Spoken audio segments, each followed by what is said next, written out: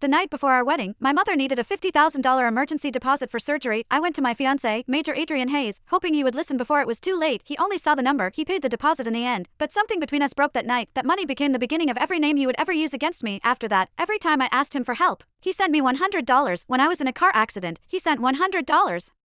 When I begged him to attend my mother's funeral, he sent $100. 8 months ago, I found out I was pregnant. I sent him 77 voice messages, desperate to tell him we were having a baby. He never listened. He only sent 77 payments of $100 later. When I started bleeding and was rushed into emergency surgery, I called Adrian and begged him to come to the hospital. To answer the doctors, to save our child, he sent $100 again at the same time. Madeline's Instagram story showed Adrian in his dress uniform beside her at a lavish officer's charity gala. The comments all treated them like the perfect match. I stared at the screen until my hand went numb. I was begging for him from the edge of an emergency room while he stood under chandeliers beside another woman, looking as if he had already found the wife he wanted. By the time Adrian finally turned his phone back on, his staff officer's voice was shaking. Major Hayes, your wife and the baby did not make it, and in that moment, Adrian went feral. Chapter after the prenatal checkup, the doctor pushed the report toward me. Nora, you are almost 8 months pregnant, and this is a high-risk pregnancy. There is a chance of premature labor, so I recommend admitting you for observation today. If things worsen, we may need an emergency C-section. She glanced at the admission form. Can your husband come in? We need your emergency contact, insurance details, and hospital notification information updated before admission. For months, I had come to every appointment alone. Blood tests, ultrasounds, fetal monitoring, payments, and prescriptions were all things I handled by myself. I knew the process so well that the nurses had stopped asking why no one came with me. I took out my phone and sent Adrian a voice message. The doctor says the baby may come early. Can you come to the hospital? A minute later, my phone vibrated. Only a transfer. Adrian Hayes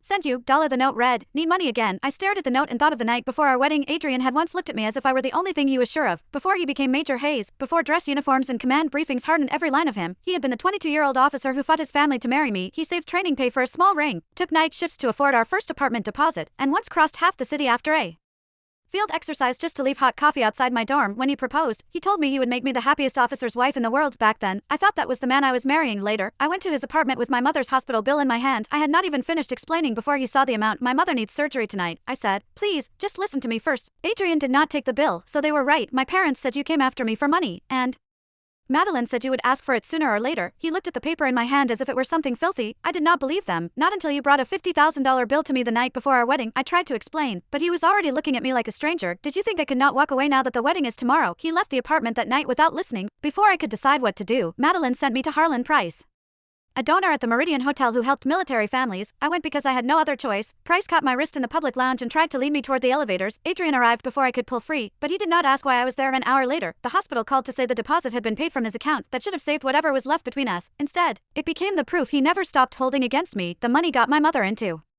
surgery. It did not keep her alive. At her funeral, I called Adrian until my voice